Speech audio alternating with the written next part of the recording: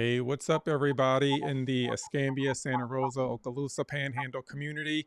I'm back with my cohort, Derek Scott from Escambia County, and we are the leaders of the Santa Rosa County Democratic Party and Escambia County Democratic Party. And I wish we were back under better circumstances, but this is the world we live in. And so we're coming together basically to talk about the news that dropped today regarding the Florida Department of Transportation's order to paint over the street mural on it's on A Street, right?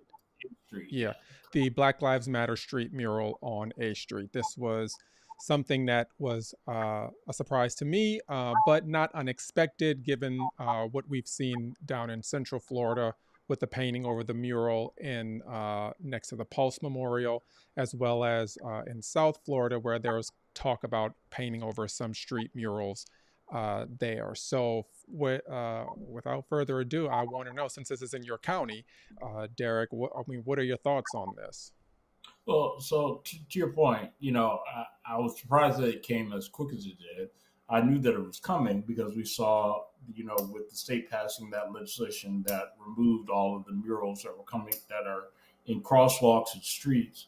I knew it was a matter of time. When we saw that, I found it odd that it didn't come earlier because of what they did with the mural that was in Orlando that they removed for the victims of the Pulse nightclub shooting. So you knew it was coming. I honestly didn't think. I was like, well, maybe it's not that big a deal because it's not a crosswalk. It's in the middle of the street. I don't know for those who have been who have not seen it, but it's on A Street between Cervantes and Garden. It takes up the first like 2 blocks of A Street in between there. So I think it's Jackson and another street. I don't know what the other cross street is.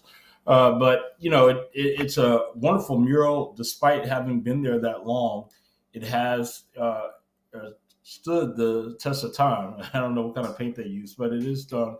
It is starting to fade just a little bit, but certainly not with as much traffic that crosses it, that traverses A. I thought it would have been faded a long time ago. But I'm not surprised. I don't know what the community's response is going to be, but I hope that there is some type of outcry. With what's happening. I don't know even with what resolve that we could have, even if they do a protest or response to it. Because I think that the Florida Department of Transportation has indicated that they're withholding funds from the city if they fail to comply. I don't know what that means. I guess that means no road, Me no either. no money for roads. I don't know what that means from the Department of Transportation. But um, it is unfortunate. But these are the times in which we live, right? Well, that's what I was wondering when it said that they were going to withhold funds. I didn't even know the Department of Transportation had that authority because the legislature allocates the funds, right? And obviously the governor has a line item veto. Um, but if it passes in the House and passes in the state Senate and the governor signs off on it, I don't know how this department can just go rogue and say we're not giving you the funds that have been allocated for your city for infrastructure projects. Well, I don't know how that happens yeah, and I legally. guess the question becomes funds for what? So, like, if you're holding, like, I'm certain, I would assume that the Florida Department of Transportation only has control over monies with respect to the roads and traffic lights and things of that nature. I you know, I'm not sure, like, if you withheld funds, what impact am I going to feel from that, right? Like, Hmm. does that mean you're going to not fill a pothole? What exactly does that mean? So I'd be curious to know. I think the person who sits as mayor, DC Reeves, is scheduled to hold a press conference sometime tomorrow, and will address it. Um, I'm sure that they're going to comply certainly and get it out because even if I think as a matter, even if I think the article, the information said, even if they refuse to remove it, the Florida Department of Transportation is going to come in and remove Hmm. So I don't know what that, even when you talk about removing a mural, what does that mean? Are you painting over the street? Um, are you, you're certainly not resurfacing the road. So what exactly does that mean by removal? You know, I don't know. Maybe they have paint removal. It seems like I would be hard pressed to figure that out.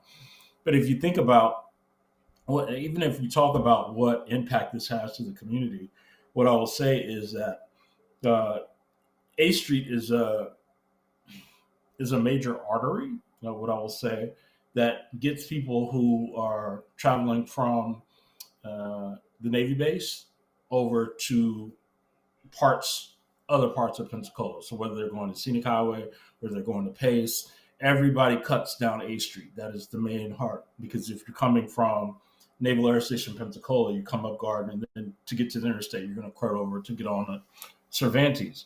That's the main artery. So to see, that they're going to yet again impede traffic for such to me, what is a trivial thing to remove a mural is absolutely ridiculous, especially given the fact that they've already got construction on Garden and and Barrancas right now, making the flow of traffic even more difficult. To think that it's going to be even more difficult to do, I assume Mhm. they would do it in the dead of night, but I don't know what this impact is going to be. I went down just the other day because I knew this was coming. I went down just Sunday and today just to make sure it was still there. And then by the time I got home, the article came out. So I was like, oh, okay, well, Mhm. here's where we are. So, in terms of what this means, and I probably have like a somewhat of a different take, and I've been thinking about it, and maybe you can let me know where I'm going wrong about this, or if I should be seeing it differently. Um, I saw, when they painted over the crosswalk at near the Pulse Memorial, and a lot of talk was about how people were being erased, and I was just like, I was thinking, sometimes because we live in Florida and because we deal with so many losses and hardly any wins, that sometimes we put more importance in some things than what they really are. And so it was just making me think, like, we not erased, like, the totality or the sum of who I am is not in some paint on a crosswalk. And so, but the symbolism of it, sometimes people take into consideration that is such this huge monumental win, maybe because we just don't get a lot of wins. Because at the end of the day, we still got Don't Say Gay, we still having book bans, they working on getting gay marriage up before the Supreme Court, they damn near close to making being trans illegal. Mm-hmm. So I'm just like, and to top it all off, we don't really have no gun safety legislation that has gone into effect. If anything, not down. I mean, they just passed permitless concealed carry. Mm-hmm. So it's like, when you really think about policy wins, we've gone backwards. So I don't really. I mean, yeah, if you want to chalk and put some sidewall chalk and make yourself feel like you're doing something, I, I just don't know if I have a whole bunch of energy for some colors on a street. Because at the Yeah. end of the day, things have gotten worse from a policy perspective for many communities. And putting all of this energy behind some paint on a street when you can still get killed in a classroom because we've done nothing on guns, I'm just not understanding it. But So maybe I'm thinking of it differently. I think it's what it represents. Now, keep in mind, remember, this mural was painted in direct response to the murder of George Floyd, right? So Mm-hmm. it came up after that point in time. I think one of the things that doesn't give, I think it's a symbol of how much progress we seemingly had made in the city of Pensacola. And I say that because that mural was erected on A Street, and there was a group of individuals who took issue with that, right? And so they petitioned the city on the other side of A Street, opposite was, I guess, north of Cervantes, to do an All Lives Matter mural on the road. And this the city immediately and expeditiously denied their request, right? So when you look at it, it was like, oh wow, okay, this is a win. We can put this in the category of a win, or seemingly put this in the category of a win. I think this is now coming at a time where, to your point, there's a lot of other things that we absolutely should be worried about.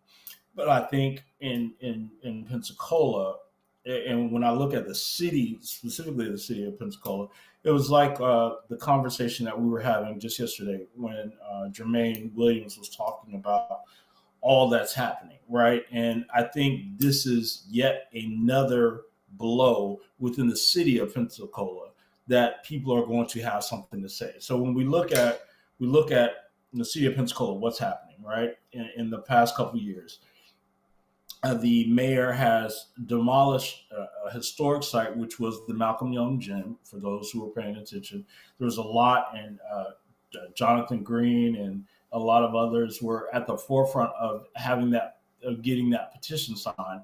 And the judge issued a stay to have that building stayed, and the city tore it down anyway, amidst them gathering petitions for it before the petition deadline was over.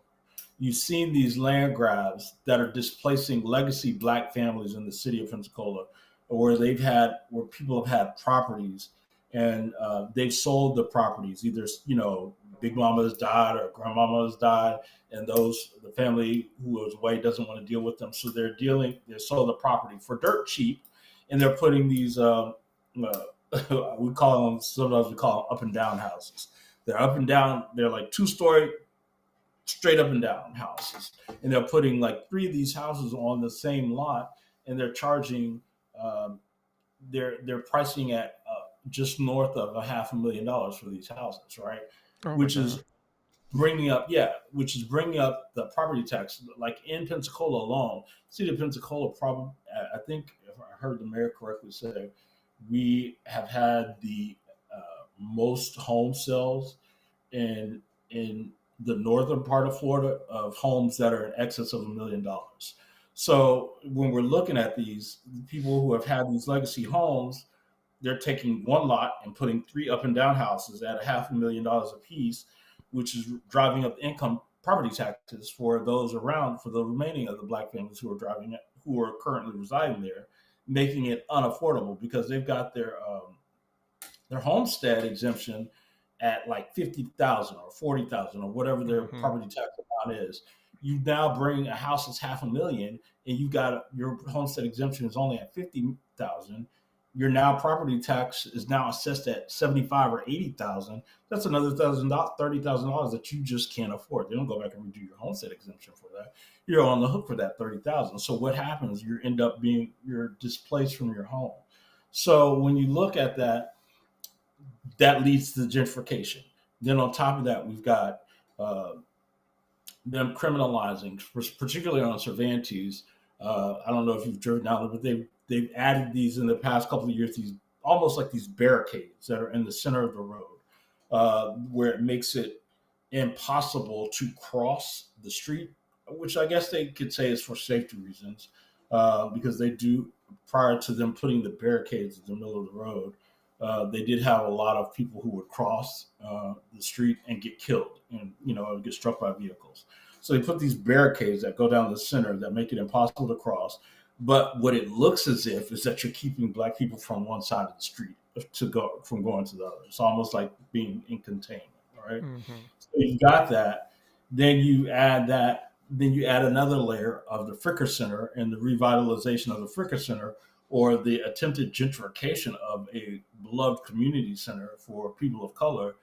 It's a lot that's happening within the city of Pensacola. So in and of itself, do I think it's a big, as great of a deal? I think it's unfortunate is where we are. I'm not sure that there's anything that we can do about it. But yet again, the city of Pensacola, people within the city of Pensacola are being dealt yet another blow that just doesn't seem well. Okay, yeah, that makes sense. And at this press conference, is it open to the public? Yeah, I don't know. I hadn't even seen anything, the announcement for it. I Hmm. just saw that there was going to be one. Typically, they don't open them to the public, but I'd be hard pressed to think that they are. Because I guess my question would be if the Department of Transportation can threaten funds with this, then they can threaten funds with anything at this point. Mm-hmm. So Mm-hmm. if, I mean, any project, any road or traffic um, project can be withheld for any reason. If they'll do it for Mm-hmm. this, they'll do it for anything. Mm-hmm. And this comes on the heels of obviously them. I mean, they jackhammered Black Lives Plaza in Washington D.C. They didn't paint over it. They literally jackhammered the concrete of Mm-hmm. the entire plaza and paved over it. So they not above paving and getting rid of stuff. So I don't. Yeah. Maybe this will take just some paint or paint remover, whichever one. But if it No. requires more, it's clear that um, the other thing is that they're making the city do it at their own expense, Mm-hmm. which is like, okay, we'll comply, but then you want us to use funds that we had not prepared for, because every department's got a budget. Mm-hmm. So now you're making the city fork over money for a project that it had not budgeted for, which is what I don't even know if that's legal, Right. Right. And but this, when I look at this, and then you add additionally, we've all talked about the abrupt firing of Pensacola Police Chief Eric Randall. It's just a lot that's happening within the city uh, with right now, and unfortunately, I think with them being with the mayor being who he is, they're going to say, "Oh, we have to comply." But I fully believe that they are fine with the compliance of this. right. Yeah. So so basically they're gonna take the line of this is something that's come down from the top, we have to be in compliance, uh, Hmm. but they not losing no sleep over it, in other Right. words. Right. Okay. Right. I'm just going to read a Yeah. little bit from the article for the people who are watching who may not know. It says that the Florida Department of Transportation says that the city must remove the mural by September the 4th. If the city doesn't remove the mural, Florida Department of Transportation will then remove it themselves and assess all the costs associated with the removal to the city. Please, and quote from the Department of Transportation, please note that the department will pursue withholding of state funds as permitted by the law should the city of Pensacola decide not to comply with the Florida Department of Transportation's demands. And they're saying that this street mural is not in compliance with Florida Department of Transportation's street design policy. And so that's what they're using. We know that that's not the case. Right. Yeah. We know that that's the excuse that they're using in order to Yeah. to get rid of the mural. But and it also This. says many local jurisdictions received this memorandum and immediately began undertaking actions to ensure compliance, and we appreciate that cooperation. But they have not heard from the city of Pensacola regarding whether they intend to comply or not. So it'd be interesting to know when that memorandum was sent. Yeah. Um, and perhaps maybe that's why they painted over in Orlando, because Orlando declined. Yeah. Maybe that And was why. yeah, or to the point, yeah. Did the Florida Department of Transportation do theirs, or did the city or the county? I guess whoever. It said I'm not Florida sure. Department of Transportation came at night and did it. Yeah. So that'd be interesting So, to know. This is so maybe they'll broadcast this press conference not live. It's going to be interesting to know what questions he's asked, yeah. um, and who are the media figures in the room, Yep. because WEAR is obviously Sinclair Mhm. Media. So who knows what the angle is from the questions he's going to be asked about. I'm sure you and I would have a completely different set of questions than Yeah, maybe yeah, some of these mainstream media organizations. Um, but state of the world where we at, man. yeah. Again, and this is where we talk about, and so I hate this. Probably sounds so messed up when I say it, but I think we have. For me, I'm choosing to look at where the opportunities that come from this are, right? And I fully believe, again, and it goes back to something that Jermaine said yesterday, that people are like wide eyed and bushy tailed and as more woke. I think they weren't woke before, but they are absolutely woke now to see exactly what's happening. Right. This I think symbolizes an erasure almost uh, of the progress that we seemingly made. Because Hmm. clearly we seemingly have not where we are right now. We have not made the required. We have not made the progress that we thought because we are being rolled back so quickly and so aggressively without thought or concern, right? But what does this look like again in 2026? So if we could, I hate that they're doing this. I'd much rather them do this next year because this would fuel a lot of energy for to get people out to the polls, right? And so I Right. think this is where we are going to see the change. Um, I think when we look at it, I had conversations way back in 2023 with Chair Freed, and one of the things that her goal for us was to do something similar to what they did in Duval, where they turn, of course, the city blue. They have a consolidated form of government, so their city and county are the one and the same. But you know, the goal was to look at seeing what we could do to turn the city of Pensacola blue. I think all of these steps that we're seeing within the city limits helps us achieve that. When we look at talking about finding candidates to run for those seats, finding a mayoral candidate to run, this is like all you're doing is filling out like um, the palm card to Hmm. talk about why you need to vote Democrat. Well, here's what it is: we didn't, Democrats did not erase the mural on A Street. Democrats did not change the Fricker Center. These are the things that we have that we can talk about. And I think it's good that it's happening because people are now starting to connect either their votes or lack thereof to their current day present, status in life. And so, if you're mad about the mural, vote next time. This is where we are. And on that note, I mean, I don't think there's anything more to say on that note. We will continue to watch this, both Yeah. of us, and if anything else develops or materializes, we'll certainly come to you all to see where our heads are at, and to let you all know where our heads are at. But we shouldn't ever let a crisis go to waste. To your point, these things are happening for a reason, and so we certainly, it's up to us. If we want to see something different play out, then we have to move differently. Yeah. Yeah, we'll keep watching this, and if anything else further develops, we'll wait to hear from the mayor, and then we'll get back to you all. Yep. Sounds good. All right, take care. Soon. Later. Bye, everybody.